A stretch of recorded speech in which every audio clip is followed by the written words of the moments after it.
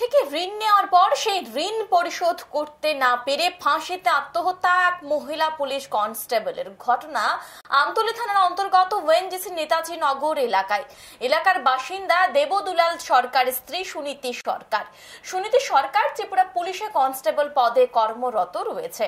বর্তমানে সে পূর্ব মহিলা থানায় কর্মরত ছিল। সুনীতি সরকার ব্যাংক থেকে ঋণ নিয়ে দ্বিতল বাড়ি নির্মাণ করেছেন, কিন্তু তিনি ব্যাংকের ঋণ পরিশোধ করতে পারছিলেন না।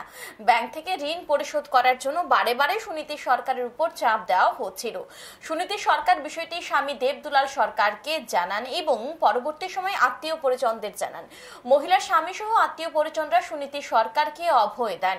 বুধবার সুনীতি সরকার পূর্ব আগরতলা মহিলা থানায় ডিউটিতে যাওয়ার পর জানতে পারেন তিনি বাড়িতে গেলে পুলিশ ওনাকে গ্রেফতার করবে।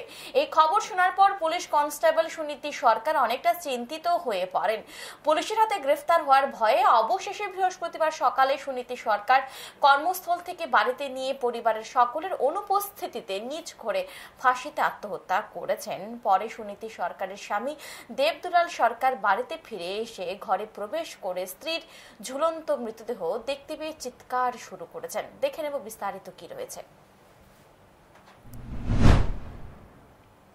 বিষয় কিছু না, বিষয় এটাই কইছে আমার নামে মনে কেসে গেছে।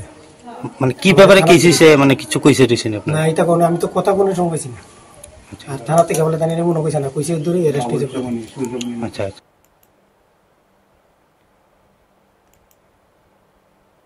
ঘটনাকে কেন্দ্র করে এলাকায় শোকের ছায়া বিরাজ করছে। এখন সময় বিরতির সঙ্গে থাকুন।